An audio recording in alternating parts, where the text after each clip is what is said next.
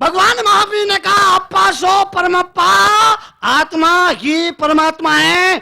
मेरी आत्मा आपकी आत्मा में कोई फर्क नहीं। आत्मा के स्तर पर संत हो संसारी हो एक समान होते।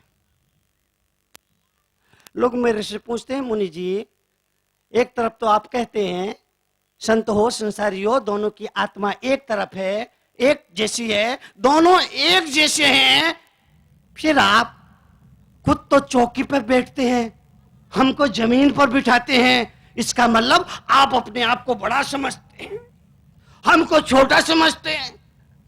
और मैंने कहा भैया, एक व्यवस्था के तहत मुझे ऊंचे सिंहासन पर बैठना पड़ता है। घर में लाइट चली जाए, आप क्या करते हैं? घर में रात में लाइट चली जाए, आप क्या करते हैं? दिया जलाते हैं। और जलते हुए दिए को कहां रखते हो? बोलो, ऊपर रखते हैं। क्यों? ताकि दिए का प्रकाश चारों तरफ, संत जलते हुए दिए हैं, इसलिए हमने उनको ऊंचा आसन दिया कि उनके ज्ञान की रोशनी चारों तरफ फैल जाए। मैंने कहा भाई, ऐसा नहीं कि मैं अपने आप को बड़ा समझता हूं, आपको छोटा समझता हूं, लेकिन एक व्यवस्था के तहत मुझे ऊंचे आसन पर, सिंहासन पर, चौकी पर बैठना पड़ता है। इसके बावजूद मैं महावीर का अनुयायी हूं। भगवान महावीर ने अनेकांत की बात कही, सिद्धांत की शादवाद की बात कही, और अनेकांत के शादवाद के सिद्धांत पर अगर मैं विचार करूं तो मैं छोटा हूं, आप बड़े हैं। बोले मुझे जी, ये कैसे हो सकता है? आप चौकी पर ऊपर बैठे हैं, आप छोटे कैसे हो सकते हैं? हम नीचे जमीन पर बैठे हैं, आपसे बड़े कैसे हो सकते हैं? मैंने कहा कि आप किसी अपेक्षा से बड़े हैं और मैं छोटा हूं। बोले कैसे? मैंने कहा मैं चौकी पर बैठा हूं तो चौकीदार हूं, आप जमीन पर बैठे हैं तो जमींदार हैं।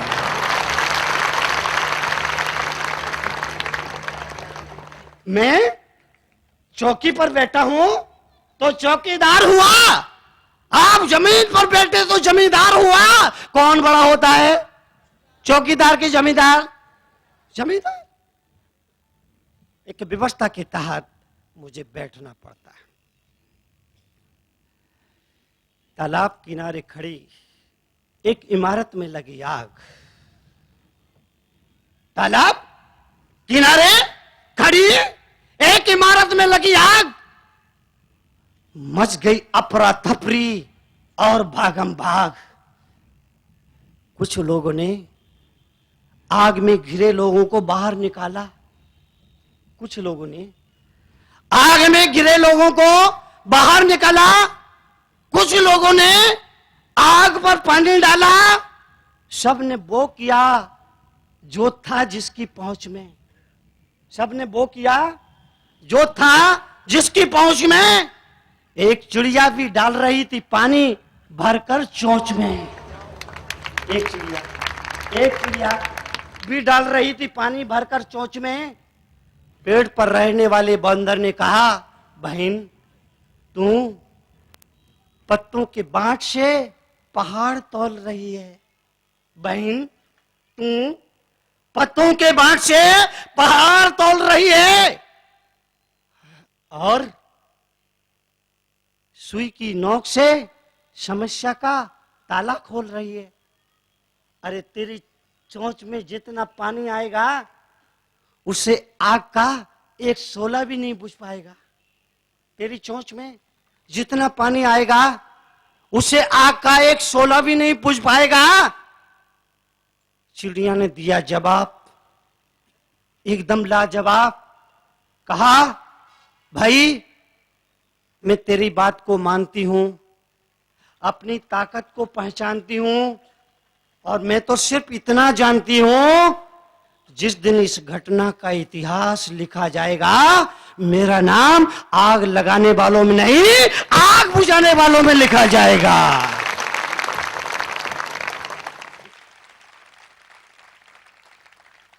जिस दिन इस घटना का इतिहास लिखा जाएगा, मेरा नाम आग लगाने वालों में नहीं, आग बुझाने वालों में लिखा जाएगा। आपसे गुजारिश, आपकी चोंच तो मेरे ख्याल से चिड़िया से बड़ी ही होगी। बोलो, ये मत बोलिए मैं बहुत छोटा आदमी हूं, बहुत गरीब आदमी हूं, बहुत साधारण आदमी हूं, मैं क्या कर सकता हूं? आप बहुत कुछ कर सकते हैं, क्योंकि आपकी चोंच चिड़िया की चोंच से बड़ी ही है। उठिए, बुराइयों के खिलाफ खड़े होइए। आपके आसपास में जो बुराइयां हैं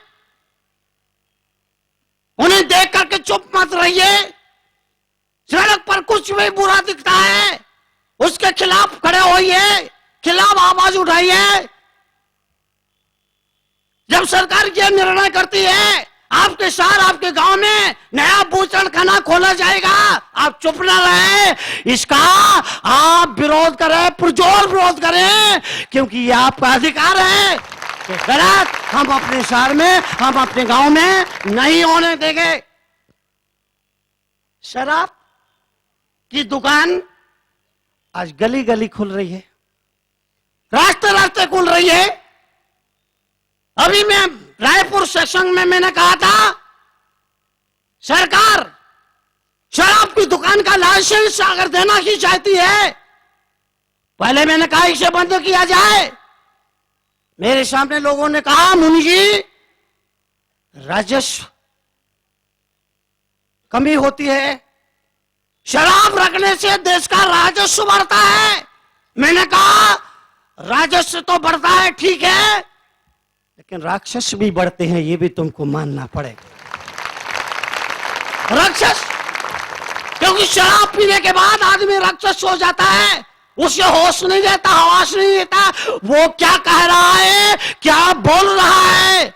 इसलिए तमाम लोगों से जो यहां सत्संग में आए, मैं निवेदन करूंगा, अगर आप मुझे कुछ दक्षिणा देना चाहते हैं, मैं अपनी कथा की कोई दक्षिणा नहीं लेता हूं। मैं क्या दक्षिणा लूं? मैं तो खुद दक्षिण से चल करके यहां आया हूं, बेंगलोर से। राजेश भाई, बेंगलोर से आया हूं मैं, खुद दक्षिण से चल करके यहां आया हूं। मुझे आपकी किसी दक्षिणा की जरूरत नहीं, और आपने मुझे दक्षिणा दे भी दी तो रखूंगा कहां? रखने के लिए जेब होना चाहिए। बोलो, आपने मुझे दक्षिणा दे भी दी तो रखूंगा कहां? रखने के लिए जेब होना चाहिए। मेरा मानना है जेब जहां होती है तो जेब के भरने के लिए फरेब भी आदमी के पास आता है। छोटा बच्चा जब पैदा होता है, उसको जो आप कपड़े पहनाते हैं, उन कपड़ों में जेब, छोटे बच्चे के कपड़ों में जेब नहीं होती है।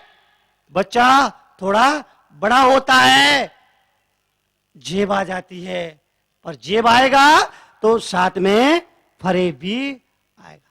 मुझे दक्षिणा नहीं चाहिए, मुझे आपका रुपया पैसा नहीं चाहिए, मुझे आपकी जमीन जायदाद नहीं चाहिए, मुझे आपसे कुछ नहीं चाहिए। अगर इस सत्संग में आने वाले लोग तरुण सागर को कुछ देना ही चाहते हैं तो सिर्फ दो संकल्प करें, वो जिंदगी में कभी मदिरा पान नहीं करेंगे और मांसाहार नहीं करेंगे।